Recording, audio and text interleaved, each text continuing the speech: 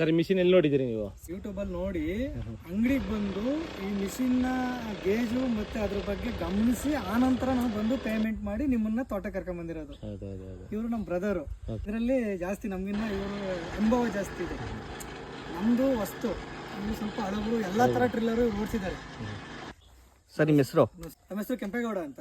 ನಮ್ದು ಇಲ್ಲಿ ಕಾಮಸಂದ್ರ ಗ್ರಾಮ, ಕಿತ್ತಂದ್ರ ಹೋಬಳಿ, ಮಾಗಡಿ ತಾಲೂಕು.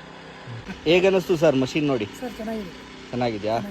ಈಗ ಹೊಡೆದ್ರಿ ಒಂದು ಅರ್ಧ ಗಂಟೆ ಯೂಸ್ ಮಾಡಿದ್ದೀರಾ, ಏನ್ ಅನಿಸ್ತು ನಿಮ್ಗೆ? ವೈಬ್ರೇಷನ್? ಚೆನ್ನಾಗಿದೆ ಸರ್, ಹೊಡಿಯೋದು ಅಂತಂದ್ರೆ ಇಲ್ಲ. ವೈಬ್ರೇಷನ್ ಯಾವುದು ಇದೆಯಾ? ವೈಬ್ರೇಷನ್ ಬರಲ್ಲ. ಅದ್ರ ತರ ಮೈ ಹೋದ್ರದೇನಿಲ್ಲ, ಚೆನ್ನಾಗಿದೆ. ಸೆಂಟ್ರಲ್ ರೋಟ್ರಿ ತರ ಇದು. ಸೆಂಟ್ರಲ್ ರೋಟ್ರಿ ಇರೋದ್ರಿಂದ ನಿಮಗೆ ಉಪಯೋಗ ಬರ್ತಿದೆ ಅಂತ ಹೇಳ್ತಾ ಇದ್ದೀರಾ? ಸಣ್ಣ ಕಳೆ ಹುಟ್ಟುತ್ತಲ್ಲ ಅವಾಗ ಇದು ಯೂಸ್ ಆಗುತ್ತೆ. ಈ ರೋಟ್ರಿ ಬಂದು ದೊಡ್ಡ ಕಳೆಗೆ ಆಗಲ್ಲ. ಸಣ್ಣ ಕಳೆ ಅವಾಗ ತಾನೇ ಹುಡ್ತಿರ್ತದಲ್ಲ, ಅವಾಗ ಈ ಮಿಷಿನ್ ಬಿಟ್ಕೊಂಡ್ಬಿಟ್ರೆ ಕಳೆ ದೊಡ್ಡದಾಗಕ್ಕೆ ಆಗೋ ಚಾನ್ಸ್ ಇಲ್ಲ. ಸರಿಯಾಗಿಲ್ಲ. ಎಲ್ಲಾರು ಪ್ರತಿಯೊಬ್ಬರು ರೈತರು ಯೂಸ್ ಮಾಡಬಹುದು, ತೊಂದರೆ ಇಲ್ಲ. ತೊಂದರೆ ಇಲ್ವಾ? ಯೂಸ್ ಮಾಡೋದಕ್ಕೆಲ್ಲ ಏನಾದ್ರು ನಿಮ್ಗೆ ಕಷ್ಟ ಆಯ್ತಾ? ತೊಂದರೆ ಏನಿಲ್ಲ. ತೋಟಗಳಿಗೆಲ್ಲ ಮಾಡಕ್ಕೆ ಬೆಸ್ಟ್ ಇದೆ.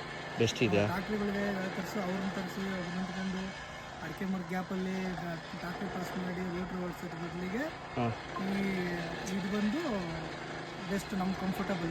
ಇನ್ನೊಂದೇನಂದ್ರೆ ಟ್ರಾಕ್ಟರ್ಗಳಲ್ಲಿ ನಮ್ದು ಅಡಿಕೆ ಬುಡ ಇರ್ತದಲ್ಲ, ಅಲ್ಲಿ ಅರ್ಧ ಅಡಿ ಬಿಡುತ್ತೆ. ಟ್ರಾಕ್ಟ್ರಿನ ರೋಟ್ರಲ್ಲಿ ನಾವು ಅಡಿಕೆ ಗಿಡ ಬಿಡ್ತಕ ಹೊಡಿಯಕ್ಕಾಗಲ್ಲ ಒಂದು.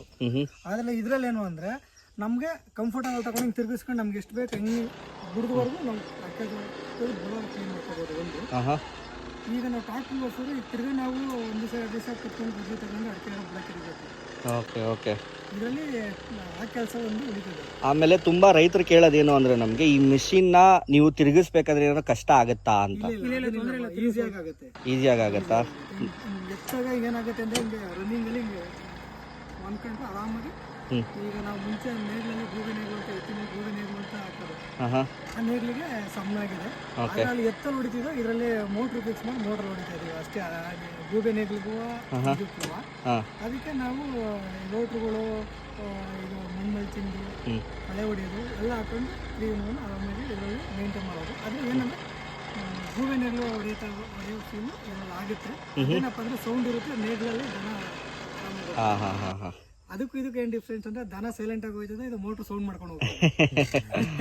9 HP ಇಂಜಿನ್ ಇರೋದ್ರಿಂದ ಹಂಗೆ ಇಂಜಿನಿಯರ್ ಸೌಂಡ್ ಬರುತ್ತೆ. ಹೌದೌದು.